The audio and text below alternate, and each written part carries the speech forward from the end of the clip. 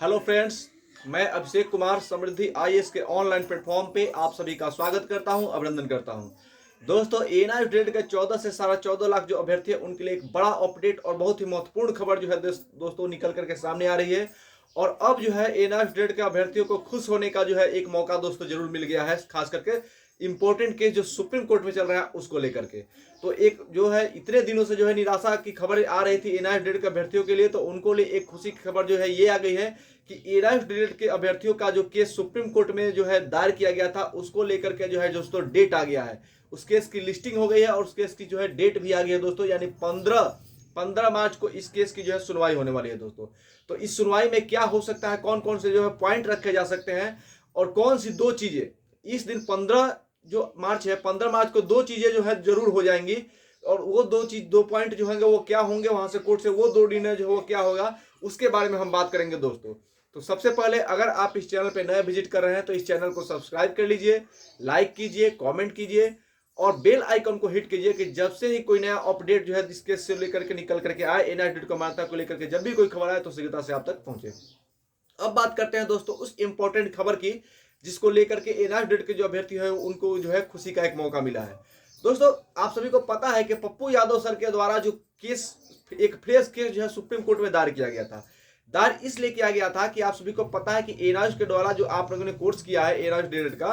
तो इस कोर्स को सुप्रीम कोर्ट के द्वारा जो है एक बार खारिज किया जा चुका है कि आपने 18 महीने का जो है ये कोर्स किया है और ये जो है 2 वर्ष के रेगुलर डीएलएड के जो है इको बैलेट नहीं है, ये कहकर इसको खारिज किया गया था। उसके बाद देश के अंदर आने वाले हर एक शिक्षक भर्ती से एएनआई डेट के अभ्यर्थी को जो है वो बाहर किया जा रहा है। तो ये 14 से 14.5 लाख जो अभ्यर्थी हैं वो लगातार कई प्रयास किए, लेकिन हर जगह जो है उनको निराशा हाथ लग रही थी और एकमात्र उम्मीद जो है वो सुप्रीम कोर्ट केस को लेकर के उनकी जो है रह गई है। और इस केस में भी दोस्तों काफी दिन से इंतजार हो रहा था कि कब जो है इस केस की लिस्टिंग होगी, कब इसकी सुनवाई होगी। वकील को लेकर के जो है दोस्तों जो है असमंजस की स्थिति, कब जो है हमारे senior advocate Kapil Sibal sir जो है वो हमारे लिए अवेलेबल हो पाएंगे। तो ये सारी दिक्कतें जो चल रही थी, इस बीच जो है सबसे बड़ी खबर ये आई है कि इस केस की लिस्टिंग हो गई है और इस केस की सुनवाई का डेट जो है वो 15 मार्च रखा गया है, यानी 15 मार्च को इस केस की सुनवाई होगी।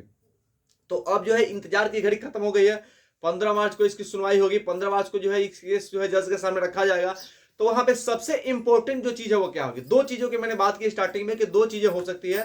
तो सबसे पहला इंपॉर्टेंट चीज हम लोग का ये है कि इस केस को वहां पे एक्सेप्टेशन के लेकर के, कि केस को जो है पे एक्सेप्ट किया जाए, यानी कि जज साहब जो है वो सुनने के लिए राजी हो जाए, इस केस को सुनने के लिए राजी हो जाए। क्योंकि एक बार जब वहां से खारिज किया गया है तो वहां से कहा जाएगा जरूर ये बात कि जब एक बार हमने इसको खारिज किया था फिर इसको आप क्यों लेकर के आए हैं, तो यहाँ पे हमें अपना पक्ष रखना है। तो यहाँ पे सबसे इंपॉर्टेंट रोल जो हो जाता है वो हमारे एडवोकेट कपिल सिब्बल सर अगर वहां पे होते हैं तो उनका हो जाता है कि वो कितने बेहतर तरीके से अपना पक्ष को वहां पे रखेंगे। और पहली बात कि इस केस को एक्सेप्टेशन करा देना, नहीं एक्सेप्ट किया जाए कोर्ट में कि हाँ इस पे सुनवाई होगी। तो 15 मार्च को दो चीजें हो सकती है, या तो इस केस को एक्सेप्ट किया जाएगा या इस केस को खारिज किया जाएगा, ये दो चीजें हो सकती है। तो हम सारे जो है आप 14 से 14.5 लाख जो अभ्यर्थी है वो भी गॉड से ये प्रे करें कि हमारा ये जो केस है ये एक्सेप्ट कर लिया जाए, इस पर सुनवाई हो। अगर 15 मार्च को ये केस की सुनवाई हो जाती है, मतलब एक्सेप्ट कर लिया जाता है, तो हमारे लिए जो है वो दरवाजे जो है खुल जाएंगे, यानी कि अपनी बात को रखने का जो है मौका मिलेगा। क्योंकि हमने सारे गाइडलाइन को फॉलो किया है, चाहे वो एमएचआरडी का गाइडलाइन हो, चाहे एनसीटी का गाइडलाइन हो, चाहे एनआईओएस का गाइडलाइन हो, सारे गाइडलाइन को एएनआई डेट के जो अभ्यर्थी है उन्होंने फॉलो किया है।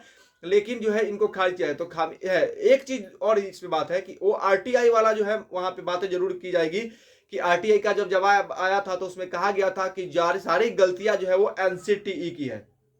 यानी कि एनसीटी जो है वहां पे गलती किया है और इसका खामियाजा भुगतने पड़े, यानी गैजेट में जब नहीं प्रकाशित किया गया इसका कारण जो है एनसीटी रहा और एनसीटी जो है वो अमाउंट जमा नहीं किया और जो रूल रेगुलेशन गैजेट प्रकाशन को लेकर के है उसको फॉलो नहीं किया। तो वहां से सुप्रीम कोर्ट में एक बार जब ये केस एक्सेप्ट हो जाएगा तो हमारे लिए उम्मीदों के दरवाजे जो है खुल जाएंगे। और इसकी ये भी हो जाएगा कि एनसीटी जब गलत किया है तो इतने दिनों से जो परेशानी मिली, इतने दिनों से जो मौका नहीं मिला शिक्षक भर्ती में एएनआई डेट के लिए, तो इसके जिम्मेवार एनसीटी है। तो एनसीटी के ऊपर शिकंजा जो है सुप्रीम कोर्ट कर सकता है। तो ये बड़ी अपडेट है दोस्तों, बड़ी खबर है कि हमारे लिए एक उम्मीद की किरण जो है आ गई है, यानी कि एएनआई डेट के जो 14 से 14.5 लाख जो अभ्यर्थी है उनके लिए खुश होने का एक मौका मिल गया है। यानी 15 तारीख, आज आप सभी को पता है कि 11 तारीख है, 12, 13, 14 और 15, यानी